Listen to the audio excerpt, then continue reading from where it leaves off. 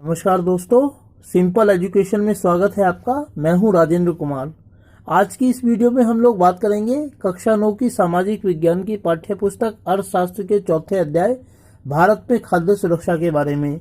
और इस संबंध में यह तीसरी वीडियो है। पहली दो वीडियो में हम खाद्य सुरक्षा का अर्थ और बफर स्टॉक, सार्वजनिक वितरण प्रणाली के बारे में पढ़ चुके हैं, जबकि आज की इस वीडियो में हम उससे आगे की कहानी को जानेंगे। दोस्तों, यदि आपने पहली दो वीडियोस नहीं देखी है तो आप उनको भी जरूर देखिएगा, क्योंकि उनके बिना आप इस तीसरी वीडियो को समझने में थोड़ी मुश्किल का सामना करेंगे। इसीलिए मैं उन दोनों वीडियो के लिंक इस वीडियो के डिस्क्रिप्शन में डाल दूंगा। इसीलिए पहले आप उसको भी देखें और उसके बाद इस वीडियो को देखें। दोस्तों, यह एक महत्वपूर्ण अध्याय है जो भारत में राशनिंग के संबंध में, उससे संबंधित जो योजनाएं लागू हुई हैं उनके बारे में और उसकी कमियों को दिखाता है। तो बिना वक्त जाया किए हम शुरू करते हैं अपना अध्ययन भारत में खाद्य सुरक्षा के बारे में।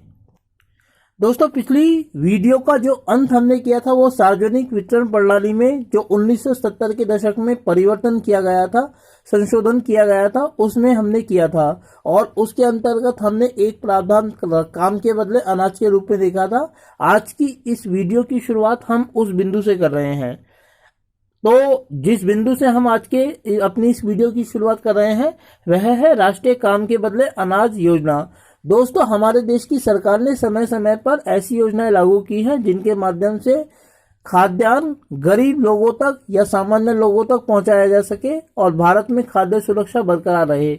ऐसी ही एक योजना 14 नवंबर 2004 ईस्वी को भारत की सरकार के द्वारा शुरू की गई थी और इसका उद्देश्य देश में 150 अति पिछड़ा जिलों तक इस सुरक्षा को प्रदान करना था।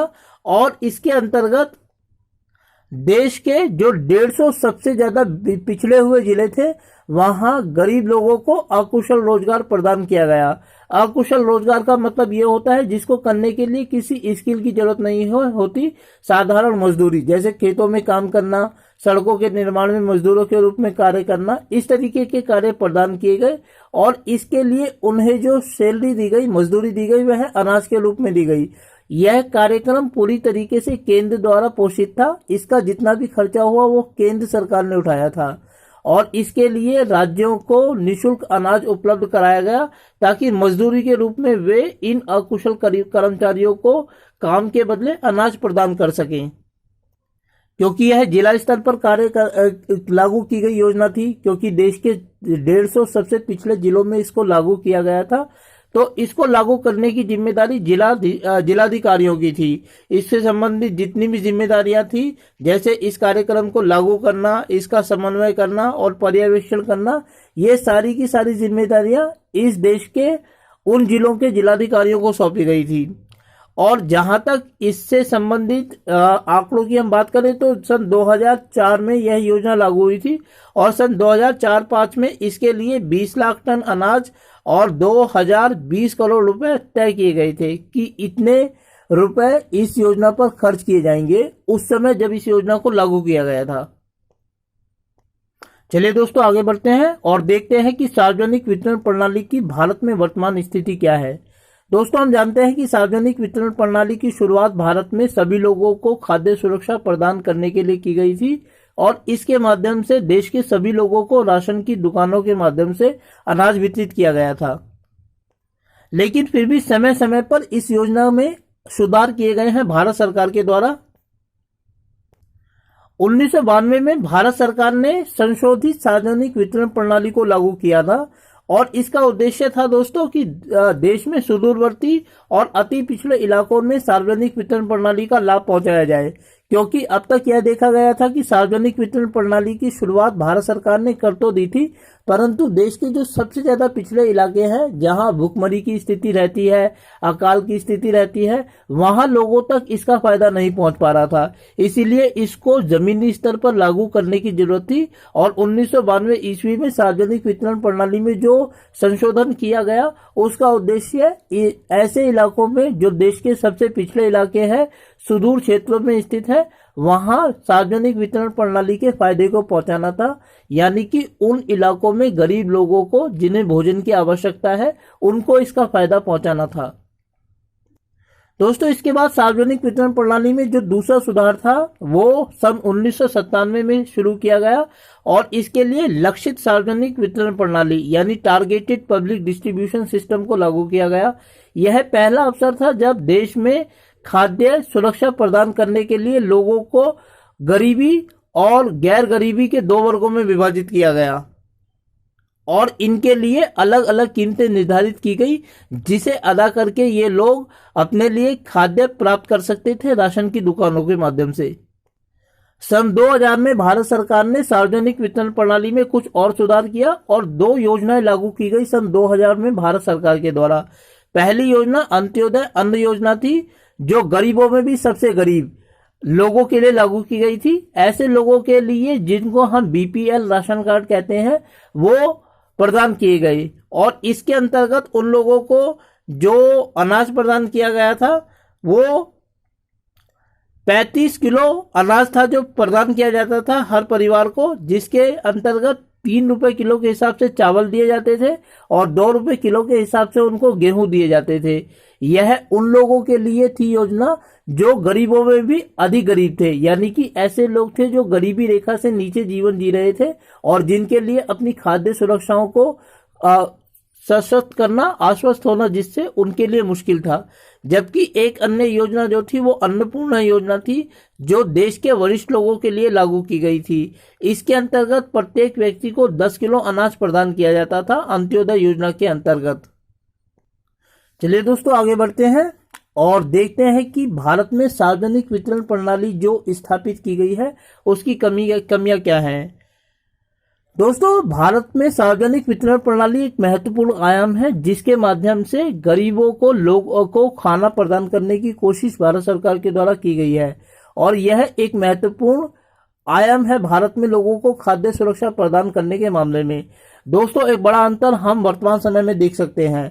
जब से देश में लॉकडाउन की स्थिति आई है और लॉकडाउन लागू किया गया है तब से राशन की दुकानों के माध्यम से सरकार सभी भारतवासियों को मुफ्त अनाज वितरित कर रही है। लेकिन अगर इसकी तुलना में हम पाकिस्तान पर दृष्टिपात करें तो पाकिस्तान की इमरान सरकार ने अपने हाथ खड़े कर दिए हैं। उसने कह दिया है कि लोगों को खिलाने के लिए उसके पास अनाज नहीं है, इसीलिए पाकिस्तान की जो सरकार है वो गिरने की स्थिति में आ गई है। लेकिन इतनी खूबियां होने के बावजूद भी दोस्तों हमारे देश की सार्वजनिक वितरण प्रणाली में कुछ कमियां नजर आती हैं। अब उन कमियों के ऊपर हम दृष्टिपात करेंगे कि वो कमियां क्या है। हालांकि वो कमियां हमें नजर आती हैं और उनको सुधारा भी जा सकता है, परंतु फिर भी वो कमियां तो हैं जिनके ऊपर हमें दृष्टिपात कम से कम करना चाहिए और एक सामान्य विद्यार्थी होने के नाते या एक सामान्य भारतीय नागरिक होने के नाते हमें उनकी जानकारी कम से कम अवश्य हो। दोस्तों इसमें पहला बिंदु है असुरक्षित भंडारण। हम जानते हैं कि जो एफसीआई है जिसको भारत में खाद्य आपूर्ति की और बंदोबस्त की पूरी जिम्मेदारी सौंपी गई है, उसके बफर स्टॉक्स हमेशा अनाज से भरे रहते हैं। लेकिन उसके अंतर्गत जो अनाज का स्टॉक रखा गया है उसको हिफाजत से नहीं रखा जाता है। वो अनाज कभी बारिश में भीगता है तो कभी उसको चूहे खाते हैं और ऐसे ही अनाज को आम नागरिकों को राशन की दुकानों के माध्यम से वितरित कर दिया जाता है। लेकिन इसके बावजूद भी जहां अनाज का इतना बड़ा स्टॉक हमें देखने को मिलता है, देश में कभी कभी हम किसी इलाके में भूखमरी से होने वाली मृत्युओं के बारे में सुनते हैं। इसलिए जब हम ऐसी मृत्यु के बारे में सुनते हैं ऐसे देश में जहां भोजन की आपूर्ति की गारंटी सारे लोगों को दी जाती है, तो यह अपने आप में एक महत्वपूर्ण सवालिया निशान है सार्वजनिक वितरण प्रणाली के ऊपर कि यदि भारत की में इतनी क्षमता है कि वह सब लोगों को मुफ्त में 2 वक्त का भोजन प्रदान कर सकता है, तब आखिर कैसे कि उस देश में भूख के कारण किसी आम नागरिक की मौत हो सकती है। इसीलिए यह एक महत्वपूर्ण सवाल है, कमी है जो हमें ध्यान में रखनी चाहिए सार्वजनिक वितरण प्रणाली के मामले में। इसके बाद दोस्तों दूसरा जो बिंदु है वह है अपर्याप्त अनाज। हम जानते हैं कि राशन की दुकानों के माध्यम से सार्वजनिक वितरण प्रणाली के अंतर्गत भारतीय नागरिकों को अनाज प्रदान किया जाता है, लेकिन जितनी मात्रा में एक सामान्य नागरिक को यह अनाज प्रदान किया जाता है वह इतना अपर्याप्त है कि लोग महीने भर के लिए इस पर आश्रित नहीं रह सकते। बिहार पर यदि हम दृष्टिपात करें तो बिहार में एक आदमी को औसतन 300 ग्राम अनाज प्रदान किया जाता है, जबकि हिमाचल प्रदेश जैसे समृद्ध इलाकों में 3 से 4 किलो अनाज प्रदान किया जाता है। सवाल ये उठता है कि क्या इतने से अनाज से एक व्यक्ति अपने महीने भर का इंतजाम कर सकता है? महीने भर के लिए 2 वक्त का खाना खा सकता है इतने से अनाज से? शायद नहीं, यह संभव ही नहीं है। इसीलिए भारत के आम नागरिक को अपनी खाद्य जरूरतों को पूरा करने के लिए बाजार के ऊपर निर्भर रहना पड़ता है। उसे सार्वजनिक वितरण प्रणाली से जो अनाज मिलता है वह तो लेना ही पड़ता है, बल्कि इसके पूरक रूप में उसको बाजार से ऊंची कीमतों पर अपने खाने की व्यवस्था भी करनी पड़ती है, जो कि सच है और भारत की सार्वजनिक वितरण प्रणाली की एक महत्वपूर्ण कमी है। दोस्तों, तीसरा बिंदु इस दिशा में है कि डीलर द्वारा कालाबाजारी।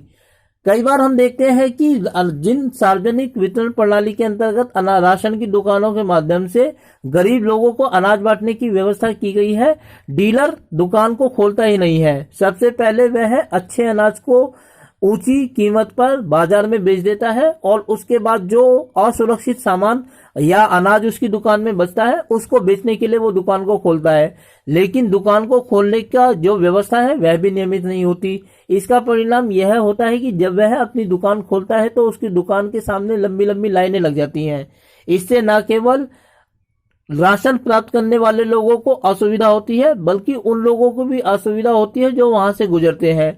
इसके अलावा लोग जल्दी अनाज प्राप्त करने के कारण आपस में लड़ाई झगड़ा भी कर बैठते हैं। तो इसीलिए जो सार्वजनिक वितरण प्रणाली के अंतर्गत राशन की दुकानों के माध्यम से गरीबों को राशन उपलब्ध कराया जाता है उसमें भी अनियमितता है। यह भारत की सार्वजनिक वितरण प्रणाली और फूड कॉर्पोरेशन ऑफ इंडिया की एक कमी है, जिसको सुधारने की तरफ ध्यान दिया जाना चाहिए।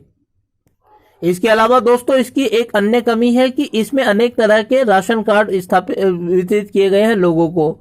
यदि हम सार्वजनिक वितरण प्रणाली का अध्ययन करते हैं तो हम देखते हैं कि भारत में जो सन 2004-5 से लगभग 3 तरीके के राशन कार्ड लोगों को प्रदान किए गए हैं। लाल कार्ड अलग है, पीले कार्ड अलग है और सफेद कार्ड अलग है। इनमें अलग अलग कीमतों के आधार पर लोगों को अलग अलग खाद्य सामग्री प्रदान की जाती है।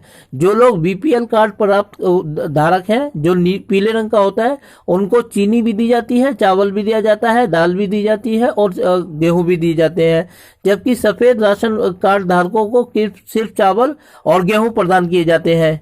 लेकिन दोस्तों, यह इसकी कमी नहीं है कि भारत में अलग अलग लोगों को अलग अलग तरीके के राशन कार्ड प्रदान किए गए हैं, बल्कि इसकी कमी इस रूप में दिखाई देती है कि भारत में जिन लोगों को वास्तव में बीपीएल कार्ड की जरूरत है, पीले कार्डों की जरूरत है, उन लोगों को यह कार्ड न मिलकर ऐसे लोगों को प्रदान किए गए हैं जो वास्तव में गरीबी रेखा से अपना जीवन जीते ही नहीं है। ऐसे में जो लोग वास्तव में हकदार हैं मुफ्त अनाज प्राप्त करने के, वो इससे वंचित रह जाते हैं। और जो लोग बाजार से खरीदकर अपनी खाद्य आवश्यकताओं को पूरा कर सकते हैं, करने की संभावना रखते हैं, क्षमता रखते हैं, वह इसका लाभ उठा ले जाते हैं।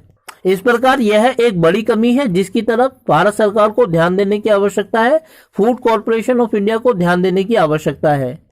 तो दोस्तों, भारत में खाद्य सुरक्षा के ऊपर यह थी तीसरी वीडियो और इसके साथ ही हम इस अध्याय को पूरा करते हैं।